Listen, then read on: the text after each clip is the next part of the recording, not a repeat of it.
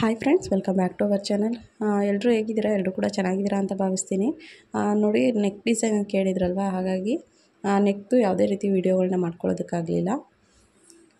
ಅದಕ್ಕೋಸ್ಕರ sleeve design same ಇರೋದ್ರಿಂದ sleeve ಡಿಸೈನ್ನ ನಿಮ್ಮ ಜೊತೆ ಶೇರ್ ಮಾಡ್ಕೊಳ್ಳೋಣ ಅಂತೇಳಿ ವೀಡಿಯೋ ಮಾಡ್ತಾಯಿದ್ದೀನಿ. ನಾನಿಲ್ಲಿ ಗಟ್ಟಿ ಕ್ಯಾನ್ವಸ್ನೇ ತೊಗೊಂಡಿದ್ದೀನಿ. ಬಾರ್ಡರ್ ಬರೋದ್ರಿಂದ ತೆಳುವು ಅಂದರೆ ಎಂಬ್ರಾಯ್ಡ್ರಿ ಕ್ಯಾನ್ವಸ್ ತೊಗೊಂಡ್ರೆ ಏನಾಗುತ್ತೆ, ಶಿಂಕ್ ಆಗೋ ಚಾನ್ಸಸ್ ಇರುತ್ತೆ ಬಾರ್ಡರ್ ಹತ್ರ. ಹಾಗಾಗಿ ಸ್ವಲ್ಪ ಗಟ್ಟಿ ಕ್ಯಾನ್ವಸ್ನೇ ತೊಗೊಂಡಿದ್ದೀನಿ. ಅಟ್ಯಾಚ್ ಮಾಡಿಕೊಂಡು ಕ್ಯಾನ್ವಸ್ನ ರಿಂಗ್ಗೆ ಅಟ್ಯಾಚ್ ಮಾಡ್ಕೊಳ್ತಾ ಇದ್ದೀನಿ. ಸ್ಲೀವು ಕೂಡ ಯಾವುದೇ ರೀತಿ ರಿಂಗ್ ಅಟ್ಯಾಚ್ ಮಾಡ್ಕೊಳ್ಳೋ ಅವಶ್ಯಕತೆ ಇಲ್ಲ.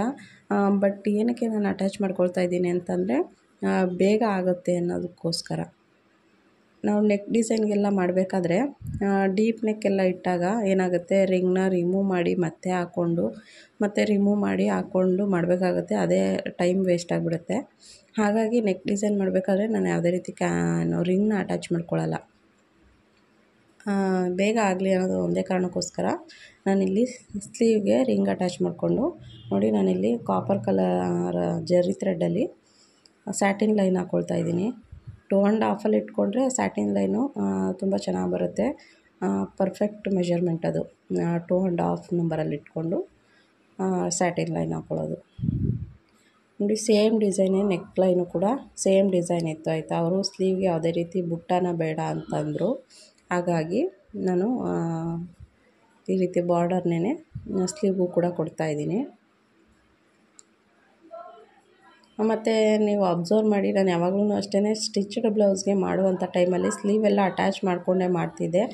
ಬಟ್ ಇದಕ್ಕೇನು ಗೊತ್ತಾ ಅಂದರೆ, ಅವರು ಸ್ವಲ್ಪ ನಾನು ಯಾವ ರೀತಿ ಬ್ಲೌಸ್ ಮೆಜರ್ಮೆಂಟ್ ಇದೆ ಕರೆಕ್ಟಾಗಿ ಅದೇ ಬ್ಲೌಸ್ಗೆ ಹೊಲಿರಿ, ಏನು ಕೂಡ ಆಲ್ಟ್ರೇಷನ್ ಮಾಡೋದಕ್ಕೆ ಹೋಗಬೇಡಿ ಅಂತಂದರು. ಸ್ವಲ್ಪ ಇದರಲ್ಲಿ ಹಾರ್ಮೋಲ್ ಡೌನಿಂಗು ಸ್ಲೀವ್ ಹತ್ರ ಸ್ವಲ್ಪ ಜಾಸ್ತಿ ಇತ್ತು. ಏನು ಬಾಡಿಗೆ ಸ್ಲೀವ್ನ ಅಟ್ಯಾಚ್ ಮಾಡಿದಾಗ ಏನಾಗೋದು, ಸ್ವಲ್ಪ ಇದೆಲ್ಲ ಸ್ಲೀವ್ ಹತ್ರ ಎಲ್ಲ ಹಿಡ್ದಂಗೆ ಆಗೋದು ಬಟ್ಟೆ, ಫುಲ್ ನೀಟಾಗಿ ಕೂರ್ತಿರಲಿಲ್ಲ. ಹಾಗಾಗಿ ಸ್ಲೀವ್ನ ಯಾವುದೇ ರೀತಿ ಬಾಡಿ ಪಾರ್ಟ್ಗೆ ಅಟ್ಯಾಚ್ ಮಾಡದಂತೆ ನಾನು ನೋಡಿ ಈ ರೀತಿಯಾಗಿ ಡಿಸೈನ್ ಮಾಡ್ತಾ ಇರೋದು. ನೋಡಿ, ಇದ್ರ ಮಧ್ಯದಲ್ಲಿ ನಾನೇನು ಸ್ಯಾಟಿನ್ ಲೈನ್ ಹಾಕ್ಕೊಂಡಿದ್ದೆ, ಅದ್ರ ಮಧ್ಯದಲ್ಲಿ ಪರ್ಪಲ್ ಕಲರಲ್ಲಿ ಜಿಗ್ಜಾಗ್ ಸ್ಟಿಚ್ನ ಹಾಕ್ಕೊಂಡು, ಮತ್ತು ಸ್ಯಾರಿ ಕಲರ್ ಬಂದು ಸ್ವಲ್ಪ ಲೈಟ್ ಪಿಂಕ್ ಇತ್ತು. ಹಾಗಾಗಿ ನೋಡಿ ಈ ರೀತಿ ಟ್ರಯಾಂಗಲ್ ಶೇಪ್ದು ಏನು ಹಾಕ್ಕೊಂಡಿದ್ದೆ ಪರ್ಪಲ್ ಕಲರ್ದು, ಅದರೊಳಗಡೆ ಈ ರೀತಿ ಲೈಟ್ ಪಿಂಕ್ ಕಲರಲ್ಲಿ ಟ್ರಯಾಂಗಲ್ನ ಹಾಕ್ಕೊಳ್ತಾ ಇದ್ದೀನಿ. ಹಾಗೆ ತುಂಬ ಜನ ಕೇಳ್ತೀರಾ, ನೀವು ಎಲ್ಲಿಂದ ಕಲ್ತ್ರಿ ಎಂಬ್ರಾಯ್ಡ್ರಿ ಮಾಡೋದಕ್ಕೆ ಅಂತ ಹೇಳಿ. ನಾನು ಯೂಟ್ಯೂಬಿಂದ ನೋಡಿ ಕಲ್ತಿದ್ದು ಅಂತಂದರೆ, ಯಾರು ವೀಡಿಯೋಸ್ ನೋಡಿ ಕಲ್ತಿದ್ದು ಅಂತ ಕೇಳ್ತೀರಾ. ಪರ್ಟಿಕ್ಯುಲರಾಗಿ ಇಂಥವ್ರದ್ದು ಒಬ್ರದ್ದೇ ವೀಡಿಯೋ ನೋಡಿ ಕಲ್ತಿದ್ದೀನಿ ಅಂತ ಹೇಳೋಕ್ಕಾಗಲ್ಲ. ಬಟ್ ನನಗೆ ಕಂಫರ್ಟಬಲಾಗಿ ಇದ್ದು ಅಂತಂದರೆ, ಅಂದರೆ ಹಾಸನವ್ರೊಬ್ಬರು, ಅವರು ಸ್ವಲ್ಪ ತಕ್ಕ ಮಟ್ಟಿಗೆ ಕನ್ನಡ ಮಾತಾಡ್ತಾರೆ, ಕನ್ನಡ ಅರ್ಥ ಮಾಡ್ಕೊಳ್ತಾರೆ. ಅವರು ವೀಡಿಯೋಸ್ನ ನೋಡಿ ಕಮೆಂಟ್ ಮಾಡಿ ನಾನು ಡೌಟ್ ಕ್ಲಿಯರ್ ಮಾಡ್ಕೊಳ್ತಿದ್ದೆ. ಅದು ಬಿಟ್ಟರೆ ಅನು ಅವ್ರ ವೀಡಿಯೋಗಳನ್ನ ನೋಡ್ತಿದ್ದೆ, ಮತ್ತು ನಂದಿನಿ ಗೌಡ ವೀಡಿಯೋಗಳನ್ನ ನೋಡ್ತಿದ್ದೆ. ಹೀಗೆ ಹಲವಾರು ವೀಡಿಯೋಗಳನ್ನ ನೋಡ್ತೀನಿ. ಈಗ ನೀವು ಯಾವ ರೀತಿ ನನಗೆ ಕಮೆಂಟ್ ಮಾಡ್ತೀರಾ ನೋಡಿ, ನಿಮ್ಮ ಡೌಟ್ಸ್ ಕ್ಲಿಯರ್ ಮಾಡ್ಕೊಳ್ಳೋದಕ್ಕೆ. ನಾನು ಕೂಡ ಕಲಿಯುವಂಥ ಟೈಮಲ್ಲಿ ಅವ್ರ ಹತ್ರ ಅದೇ ರೀತಿಯಾಗಿ ಅವ್ರ ವೀಡಿಯೋಗಳನ್ನ ನೋಡ್ತಿದ್ದೆ ಸಹ. ಅವ್ರ ವೀಡಿಯೋಗಳನ್ನ ಈಗಲೂ ಸಹ ನೋಡ್ತೀನಿ. ನನಗೇನಾದ್ರು ಡೌಟ್ಸ್ ಇದ್ದರೆ ಕಮೆಂಟ್ ಮಾಡ್ತೀನಿ. ನಾನು ಇಂಥವ್ರೊಬ್ರದ್ದೇ ವೀಡಿಯೋ ನೋಡ್ತೀನಿ ಅಂತ ಹೇಳೋದಿಲ್ಲ. ಎಂಬ್ರಾಯ್ಡ್ರಿ ಅಂತ ಬಂದರೆ ಎಷ್ಟು ಚಾನಲ್ಗಳು ಬರುತ್ತೆ, ಅದು ಹಿಂದಿ ಆಗಿರ್ಬೋದು, ತಮಿಳ್ ಆಗಿರ್ಬೋದು, ತೆಲುಗು ಆಗಿರ್ಬೋದು, ಎಲ್ಲ ಚಾನಲ್ನೂ ನೋಡ್ತಿದ್ದೆ. ಬಟ್ ನನಗೆ ಅಂದರೆ ತೆಲುಗು ಮಾತಾಡೋಕ್ಕೆ ಬರೋಲ್ಲ ಅಂತಂದರೂ ಸ್ವಲ್ಪ ಅರ್ಥ ಆಗುತ್ತೆ ತೆಲುಗು, ಹಿಂದಿ ಎಲ್ಲ. ಬಟ್ ಹಾಗಾಗಿ ನಾನು ನೋಡ್ತಿದ್ದೆ. ಬಟ್ ಇದಕ್ಕೇನು ಎಕ್ಸ್ಪ್ಲೇನ್ಗಿಂತ ಅವ್ರು ಯಾವ ರೀತಿ ರಿಂಗ್ ಮೂಮೆಂಟ್ ಮಾಡ್ತಾರೆ, ಯಾವ ರೀತಿ ಯಾವ ಡಿಸೈನ್ ಮಾಡಬೇಕಾದ್ರೆ ರಿಂಗ್ನ ಯಾವ ಡೈರೆಕ್ಷನಲ್ಲಿ ಇಟ್ಕೊಂಡಿರ್ತಾರೆ, ಅದನ್ನೆಲ್ಲ ಸ್ವಲ್ಪ ಅಬ್ಸರ್ವ್ ಮಾಡ್ತಿದ್ದೆ ಅಷ್ಟೇ. ನನಗೆ ಭಾಷೆ ಬಂದಿಲ್ಲ ಅಂತಂದರೂ ಸಹ ಈ ರೀತಿ ಎಲ್ಲ ಅಬ್ಸರ್ವ್ ಮಾಡ್ತಿದ್ದೆ. ಹಾಗಾಗಿ ಇಂಥದ್ದೇ ಚಾನಲ್, ಇಂಥವ್ರೊಬ್ಬರಿಂದನೇ ಅಂತ ಹೇಳೋಕ್ಕಾಗಲ್ಲ. ಈ ರೀತಿ ಕನ್ನಡ ಚಾನಲ್ಗಳನ್ನು ನಾನು ಆಗಲೇ ಹೇಳ್ದಾಗೆ ಅನೂರು ಕೂಡ ತುಂಬಾ ಹಾರ್ಡ್ ವರ್ಕ್ ಮಾಡ್ತಾರೆ. ಅವ್ರ ಚಾನಲ್ಗಳು ಸಹ ನೋಡಿದ್ದೀನಿ. ಅವ್ರ ಚಾನಲ್ಗೆ ನಾನು ಅವ್ರಿಗೆ ವಾಟ್ಸಪ್ ಮಾಡೋದು ಸಹ ಕೇಳಿದ್ದೀನಿ ನನ್ನ ಡೌಟ್ಸ್ಗಳನ್ನ. ಮತ್ತು ನಂದಿನಿ ಗೌಡ ಅವರ ಚಾನಲ್ ನೋಡಿದ್ದೀನಿ. ಕನ್ನಡ ಚಾನಲ್ಗಳಂತ ಬಂದರೆ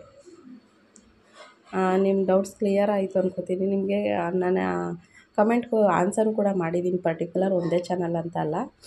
ನಿಮ್ಗೆ ಆ ಡೌಟ್ಸ್ಗೆ ನಿಮ್ಗೆ ಉತ್ತರ ಸಿಕ್ಕಿದೆ ಅಂತ ಅನ್ಕೋತೀನಿ. ನೋಡಿ, ಸಿಂಗಲ್ ಬಾಲ್ ಚೈನ್ ಅಟ್ಯಾಚ್ ಮಾಡ್ಕೊಂಡಿದ್ದೀನಿ. ಸಿಂಗಲ್ ಲೇಯರ್ ಸಾಕು ಅಂತ ಹೇಳಿದರು. ಹಾಗಾಗಿ ಎಲ್ಲ ಡಿಸೈನ್ ಎಲ್ಲ ಆದಮೇಲೆ ಬಾಲ್ ಚೈನ್ ಅಟ್ಯಾಚ್ ಮಾಡ್ಕೊಳ್ಳೋದ್ರಿಂದ ಸ್ವಲ್ಪ ಗ್ಯಾಪ್ ಏನಿರುತ್ತೆ ನೋಡಿ, ಅದು ಕವರ್ ಆಗುತ್ತೆ. ಯಾವುದೇ ಡಿಸೈನ್ ಆದರೂ ಸಹ ಮಧ್ಯ ಗ್ಯಾಪ್ ಇದ್ದರೆ ಅದನ್ನು ಲಾಸ್ಟಲ್ಲಿ ನೀವು ಡಿಸೈನ್ ಎಲ್ಲ ಮಾಡಿ ಬಾಲ್ ಚೈನ್ ಹಾಕ್ಕೊಳ್ಳೋದ್ರಿಂದ ಆ ಡಿಸೈನು ಕವರ್ ಆಗುತ್ತೆ.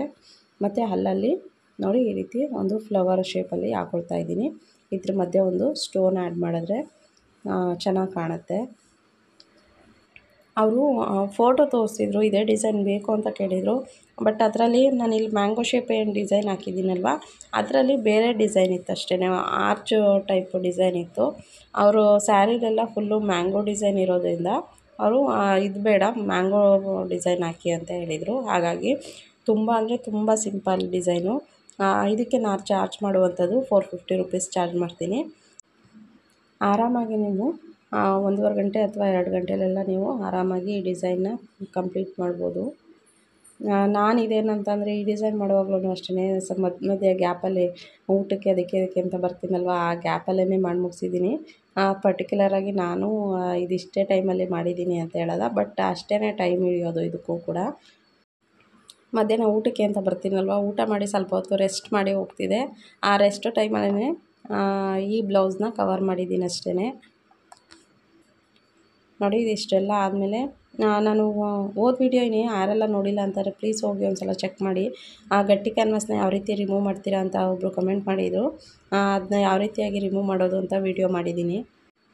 ಈ ವಿಡಿಯೋ ನಿಮ್ಗೇನಾದ್ರು ಇಷ್ಟ ಆಗಿದರೆ ಲೈಕ್ ಮಾಡಿ, ಶೇರ್ ಮಾಡಿ. ಆದಷ್ಟು ಯಾರೆಲ್ಲ ಹೊಸ್ದಾಗಿ ನೋಡ್ತಾ ಇದ್ದೀರೋ ಪ್ಲೀಸ್ ಸಬ್ಸ್ಕ್ರೈಬ್ ಮಾಡ್ಕೊಂಡು ನೋಡಿ ನನ್ನ ಚಾನಲ್ನ.